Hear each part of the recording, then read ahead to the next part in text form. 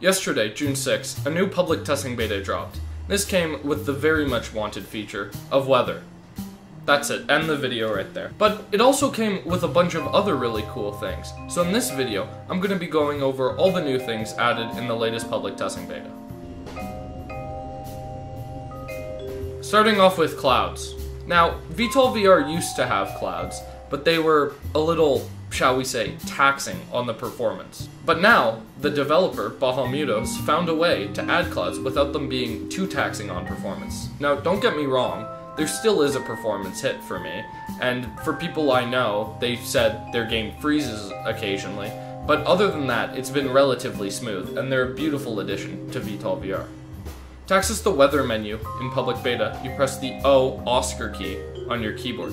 This brings up a menu with the options of the different types of weather you want and time of day, which is another massive change.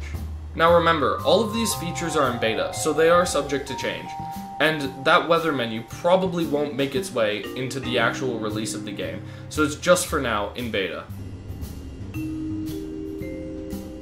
Other things that have been added to the game are radio frequencies and ILSs. Radio frequencies you can tune using your UFC.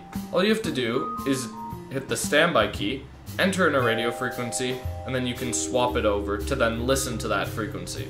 But make sure in your comms panel on the bottom right, you have frequency selected over team, that way you only broadcast on the radio frequency. You can tune the ILS like the radio frequency in the same way. To get the ILS frequency, you can go into comms, then ATC, wherever you're trying to land, so an aircraft carrier or an airbase, and then under info, and that displays all the ILS frequencies. So you can enter in one, and then you should get a localizer and glide slope on your HSI that you can use. Also on the UFC, there's been laser codes added. So the way this works for those unfamiliar is that every laser, you have your own code, and then you can share this code with your friends, and then they can enter it by pressing seek and then entering that code, so that their bombs will be guided to your laser in what's called buddy lasing. To return the seek mode to yourself, you just simply have to enter in all zeros. And the last thing that changed was the AV-42, who got a complete cockpit rework. It now looks like this.